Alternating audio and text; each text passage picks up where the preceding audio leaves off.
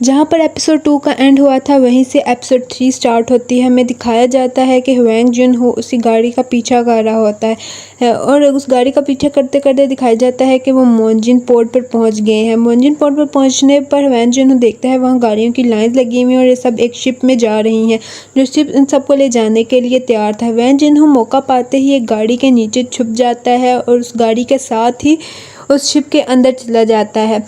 जैसे ही ये गाड़ी शिप के अंदर एंटर होती हैं तो रेड ड्रेस वालों का हेड उन्हें ऑर्डर देता है कि तमाम गाड़ी में मौजूद तमाम प्लेयर्स की इंस्पेक्शन की जाए, जिसके लिए इन गाड़ियों के दरवाजे खोल दिए जाते हैं। वह जन हो भी गाड़ी के पीछे खड़ा ये सब कुछ देख रहा होता है और वो आगे बढ़ के देखता है और एक गाड़ी के अंदर मौका पाते ही घुस जाता है।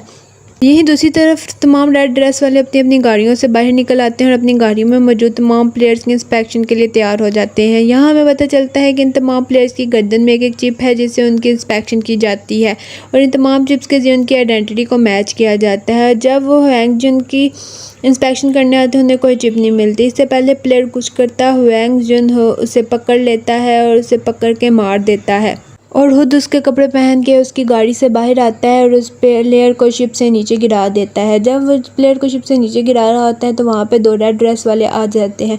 यहाँ हमें पता चलता है कि ड्रेस वालों को 3 पोजीशंस में डिवाइड किया गया है, जिसमें से हाईएस्ट रैंक रेक्टेंगुलर शेप वाले का है, उसके बाद ट्रायंगुलर वाला आता है और सबसे नीचे सर्कल वाला आता है।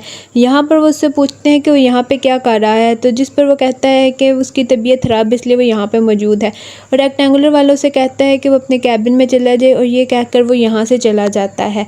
इसके बाद हमें शिप दिखाया जाता है जो एक जजीरे पर रुका है और गाड़ियों की मदद से दोबारा से उन तमाम प्लेयर्स को एक जगह पर लाया जाए जहाँ पर उनके कपड़े बदल कर उन्हें वही ग्रीन यूनिफॉर्म पहनाया जाता है।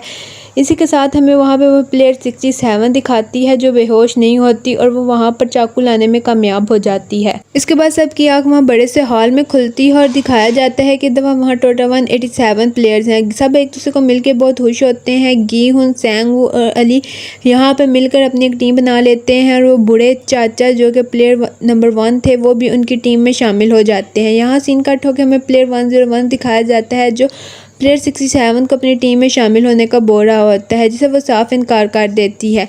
यहाँ पे बीच में प्लेयर 212 आ जाती है जो प्लेयर 101 को कहती है कि मैं उसकी टीम में शामिल होना चाहती हूँ, लेकिन प्लेयर 101 इनकार कर देता है।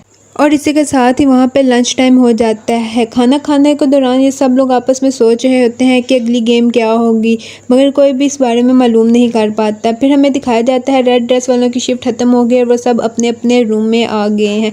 रूम में आकर ह्वेंग जुन हो को पता चलता है कि यहाँ पे रहने के कुछ रूल हैं। पहला रूल ये था कोई भी अपना मास्क नहीं उतारेगा, दूसरा कोई आपस में बात नहीं करेगा और तीसरा कोई भी इजाज़त के बगैर अपने रूम से बाहर नहीं जाएगा। यहीं पे हमें वो लड़की दिखाई जाती है जो प्लेयर 212 थी और वो वॉशरूम जाने के लिए चीख चिल्ला रही होती है। दरवाज़ा खुलने पर प्लेयर 67 भी उसके साथ जाने के लिए तैयार हो जाती है।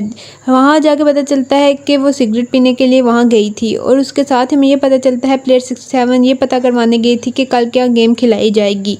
दिन शुरू हो जाता है और ह्वेंग जुन अपनी ड्यूटी पर जाने के लिए तैयार होता है और साथ ही बाकी सब प्लेयर्स को उनका नाश्ता दिया जाता है और इसके साथ ही हमें एक प्लेयर दिखाया जाता है जिसको उसके नाश्ते में इस गेम के बारे में क्लू मिलता है और ये सब गेम्स के रूल के खिलाफ था। फिर हमें सैंग वू और प्लेयर 67 दिखाए जाते हैं जो बाकी प्लेयर्स के साथ गेम खेलने जा रहे थे। सैंग वू प्लेयर 67 से पूछता है कि उसने कल रात को क्या देखा, तो वो बताती है कि उसने देखा कि बहुत बड़े बर्तनों में चीनी पिघलाई जा रही है। इसके साथ ही ये सब लोग एक बड़े से प्लेग्राउंड में आ जाते हैं जहाँ पर इन्हें आज की गेम खेलनी थी और इसके साथ ही ये सीन शिफ्ट होकर फ्लैशबैक का सीन दिखाया जाता है और दिखाया जाता है कि ये सब कुछ सैंग वू देख रहा है कि एक आदमी एक छोटी सी प्याली में एक चीनी को पिघलाता है और उसे पिघलाने के बाद उसके ऊपर मुख्तलिफ अशकाल बना देता है जैसे कि स्टार और अम्ब्रेला वगैरह। और ये गे हुन सैंग वू से पूछता है कि क्या वो इस गेम के बारे में कुछ जानता है, मगर सैंग वू नफ़ी में सर हिला के इनकार कर देता है। गेहुन सैंग वू से कहता है क्यों ना हम एक जैसी शेप चूज़ करके एक टीम में काम करें, जिस पर गेहुन उनकी अपनी बातों में लगा लेता है और कहता है कि इस तरह उन्हें शक हो जाएगा, जिस पर वो मान जाते हैं। इस तरह सैंग वू ट्रायंगल, अली सर्कल, गेहुन अम्ब्रेला और उस बूढ़े चाची यानी प्लेयर 1 को स्टार मिलता है और सैंग वू के अलावा बाकी सब इस गेम से बेखबर होते हैं। फिर सबको एक एक बॉक्स दिया जाता है। वो बॉक्स को ओपन करते हैं तो उसमें से उनकी चूज़ की हुई शेप और उसके साथ एक पिन मिलती है। इस गेम का नाम होता है शुगर हनी कॉम्ब। इन सबको 10 मिनट के अंदर इस होल में से अपनी शेप को स्पिन की मदद से निकालना होगा और टूटने पर उन सबको एलिमिनेट कर दिया जाएगा। गेम शुरू होती है और जिन प्लेयर से शेप छूटती हैं उन सबको एलिमिनेट कर दिया जाता है और मार दिया जाता है, जिससे बाकी के प्लेयर बहुत ज़्यादा डर जाते हैं। डर और परेशानी की वजह से गेहूं का पसीना निकल के गिर रहा होता है उस शेप के ऊपर, जिससे वो देखता है कि जिस जिस जगह पर पसीना गिरा है वहाँ से उसकी चीनी पिघल रही है।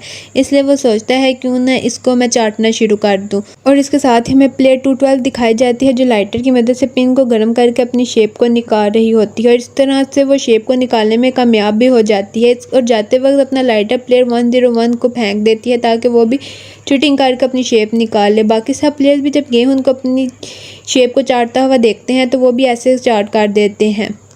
प्लेयर 101 भी अपनी शेप निकाल लेता है और वक्त ख़त्म होते के साथ ही दिखाया जाता है गेहूं भी अपनी शेप निकाल लेता है।